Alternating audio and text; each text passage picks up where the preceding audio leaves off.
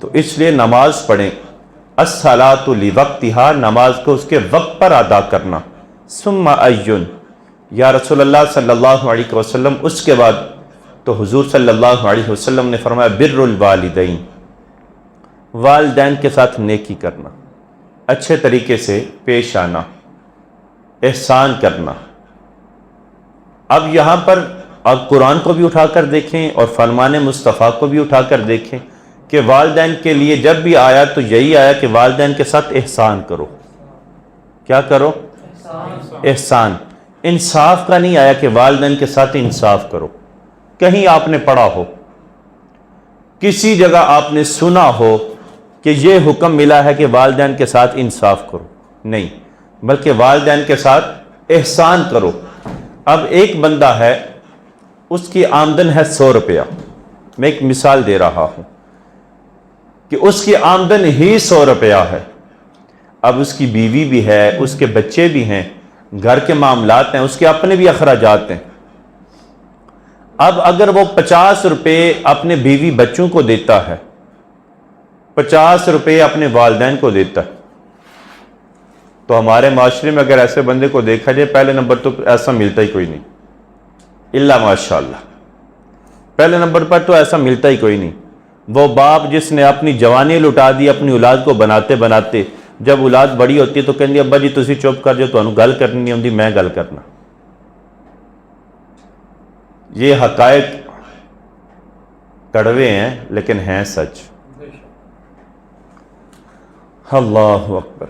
تو حضرت انسان کے لیے ایسا معاملہ ہے کہ اگر کوئی بندہ ایسا کرے کہ 50 روپے اپنے گھر والوں کو، اپنے بیوی بچوں کے لیے نکالے اور 50 روپے اپنے والدین کو دے، تو معاشرے میں گونج پڑ جائے، یار یہ بندہ والدین کی بڑی خدمت کرتا ہے۔ لیکن کیا اس نے والدین کے ساتھ احسان کیا؟ یہ تو انصاف ہے، وہ 50-50 کر رہا ہے، آدھے بیوی بچوں کے لیے آدھے والدین کے لیے، یہ تو انصاف ہے۔ آدھا آدھا کرنا، نصف کرنا، یہ تو انصاف ہے، احسان تو نہیں ہے۔ اور حکم یہ ہے کہ والدین کے ساتھ احسان کرے۔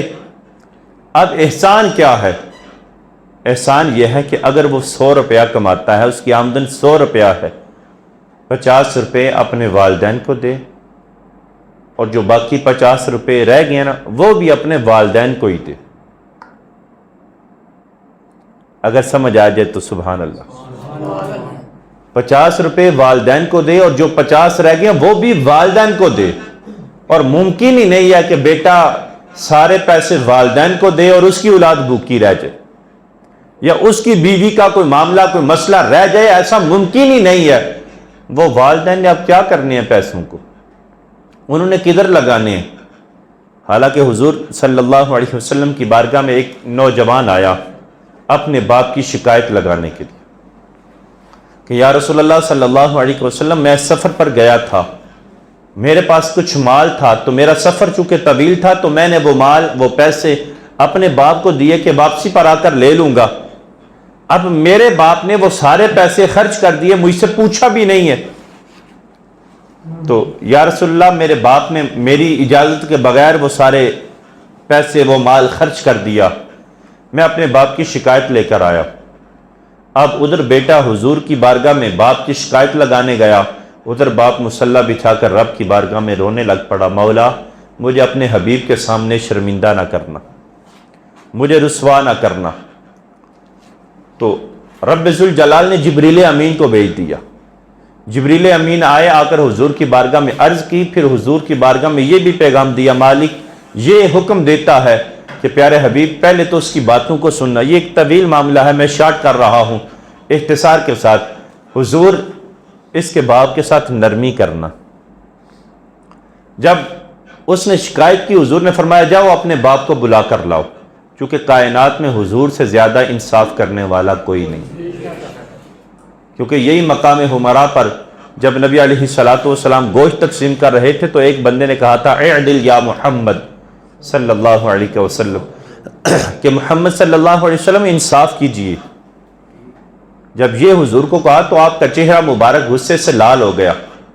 چونکہ وقت ہو گیا، جو مجھے ٹائم دیا گیا تھا اس حوالے سے 2 منٹ اوپر ہو گئے۔ اگر آپ کہتے ہیں تو بات کمپلیٹ کر لیتے ہیں۔ تو نبی علیہ الصلوۃ والسلام کی بارگاہ میں جب یہ کہا گیا تو آپ کا چہرہ مبارک غصے سے لال ہو گیا.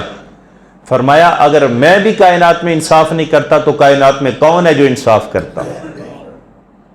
اور پھر وہی بزرگوں والا معاملہ کہ جب کسی درویش کی بارگاہ میں لوگ بیٹھے ہوئے تھے تو ایک بندہ مٹھائی کا ڈبہ لے کر آ گیا. تو آ کر تو کہنے لگا حضور یہ لوگوں میں تقسیم کر دیں. آپ نے فرمایا سنگیا تم آپ ہی تقسیم کر دے. کہنا نہیں حضور تسی تقسیم کرو. فرمایا پھر اے دس کہ اے خدائی ونڈ کرنی ہے یا مصطفی ونڈ کرنی؟ ونڈ جڑی ہے خدائی کرنی ہے یا مصطفی کرنی ہے؟ اب اس بندے نے سوچا چونکہ خدا تو بڑا ہے، وہ مالک ہے، تو کہنے لگا حضرت خدائی ونڈ کر دے وہ. تو آپ نے لوگوں میں وہ مٹھائی، وہ جو برفی کی ٹکڑیاں تھی وہ تقسیم کرنی شروع کی.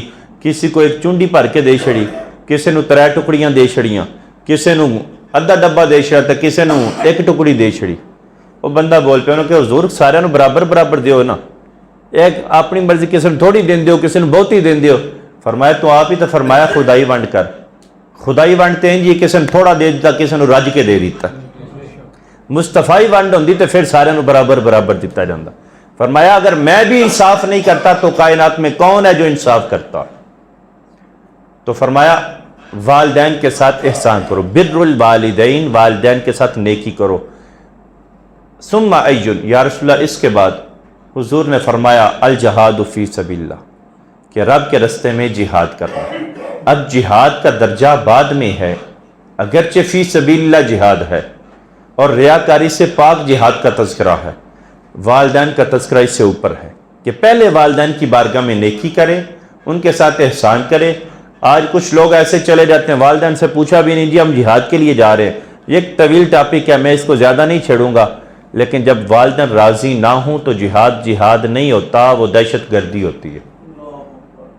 اور جہاد کمانڈ کے بغیر نہیں ہوتا، بغیر کمانڈ کے کوئی جہاد کے نکلے تو وہ جہاد نہیں ہوگا، وہ دہشت گردی ہوگی. یہ جو لوگوں میں آج کل بن گیا نا جی، وہ لوگوں کو ہیپنوٹائز کیا جاتا ہے، ان کے برین واش کیے جاتے ہیں اور ان کو سکھایا جاتا ہے جی تسی آج شیعہ دے امام بگاڑے تسی جا کے تے بم دھماکہ کرو، تسی پکے جنتی.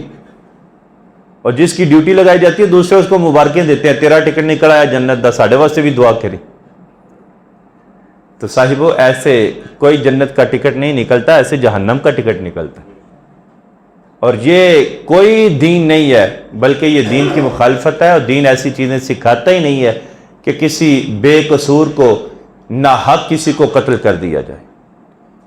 قرآن بھی یہ بتاتا ہے اور مصطفیٰ کا فرمان بھی یہ بتاتا ہے کہ جس نے ایک مسلمان کو، ایک انسان کو قتل کیا گویا اس نے ساری انسانیت کو قتل کر دیا. اور جس نے کسی ایک انسان، مسلمان کا تذکرہ نہیں، انسان کا تذکرہ، لیکن انسان اگر کامل دیکھا جائے تو انسان ہوتا ہی وہ ہے. جی کامل دیکھا جائے تو پھر ساڑھے چویں شاید کوئی نہیں ہوگی. جی گل کامل دی آ گئی نا تو پھر کام لمبا ہو جانا. جس طرح مولانا روم رحمۃ اللہ تعالی علیہ نے فرمایا سی نا کہ میں نے بہت سارے انسان دیکھے جن پر لباس نہیں تھا، بہت سارے انسان دیکھے جن پر لباس نہیں تھا، اور میں نے بہت سارے اعلیٰ لباس دیکھے جن کے اندر انسان نہیں تھا. وہ شاعر نے کہا نا کہ شہر کو چھوڑ کر جنگل کی طرف جا رہا ہو کہ شاید کہ کوئی انسان وہاں بسا ہو.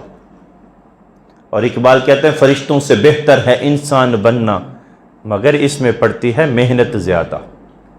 اور اقبال کہتے ہیں فرشتہ مجھ کو کہنے سے میری تحقیر ہوتی ہے، میں مسجود ملائک ہوں مجھے انسان رہنے دو. تو اگر گل آ جائے نا انسان تے وہ کم اوکھا ہے، پھر تو شاید ساڑھے بچوں بھی کوئی نہ نکلے. انسان کامل جو ہوتا ہے، کامل اگر مل جائے تو پھر اور کی چاہیے. تو خیر ہمیں دین کی طرف لوٹ آنا چاہیے.